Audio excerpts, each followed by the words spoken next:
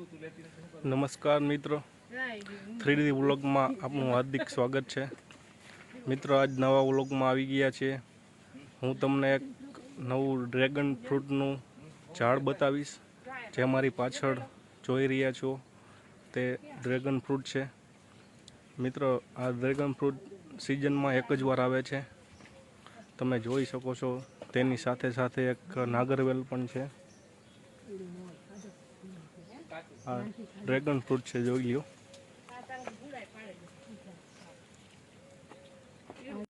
મિત્રો, આ ડ્રેગન ફ્રૂટનું ઝાડવું છે, તમે જોઈ શકો છો।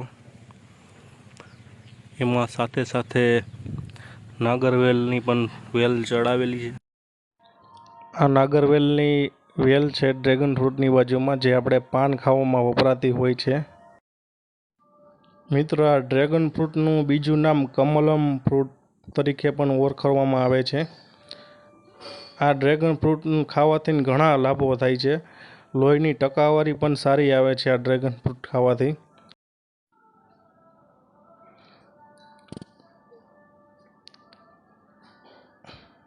આ કાચું ડ્રેગન ફ્રૂટ છે। મિત્રો, પહેલાં ડ્રેગન ફ્રૂટમાં સફેદ કલરનું ફૂલ બેસે છે અને પછી તેમાં આ રીતના કાચું ફળ આવે છે અને પછી તે હરવે હરવે લાલ થવા માંડે છે। મિત્રો, ડ્રેગન ફ્રૂટ આ તમે હજી દેશી કાંટાનું લાંબો થોર તમે દેખો હોય તે ટાઈપનું જ આવે છે। સાઈડમાં કાંટા હોય છે નાના નાના, તે લાગી જવાનો ડર વધારે લાગે છે। અને ડ્રેગન ફ્રૂટ મિત્રો, તમે આનું એક ડાળખું કાપીને વાવો તો પણ તે ઉગી જાય છે। આના રોપ કરવાની જરૂર નથી। આ ડ્રેગન ફ્રૂટ તમને ખાવામાં બહુ મીઠું હોય છે। આમાં જેટલા જગ્યાએ ડોકા કાઢેલા છે તે બધી જગ્યાએ ડ્રેગન ફ્રૂટનું ફળ લાગતું હોય છે।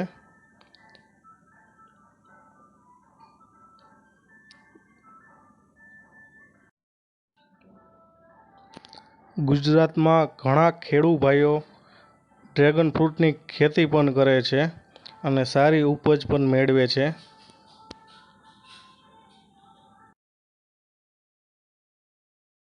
મિત્રો, આ ડ્રેગન ફ્રૂટ આ રીતના લાલ થઈ જાય એટલે પાકી ગયેલું હોય છે।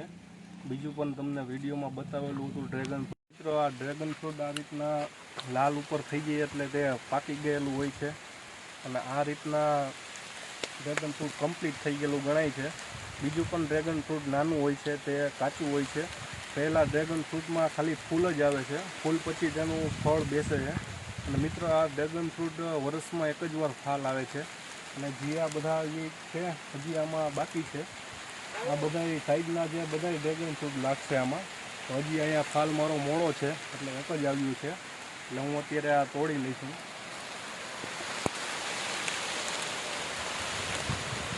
મિત્રો, આ રીતના ડ્રેગન ફ્રૂટ છે। મિત્રો, વરસાદ પણ ચાલુ થઈ ગયો છે વિડીયો બનાવતા, એટલે નેક્સ્ટ વિડીયોમાં મળીશું। તે લ્યો આ ડ્રેગન।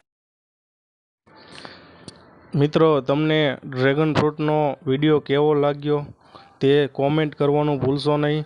અને તમે જો નવા હોય તો મારી ચેનલને સબસ્ક્રાઈબ કરવાનું ભૂલશો નહીં।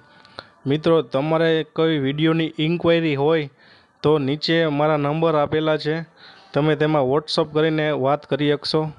Thank you.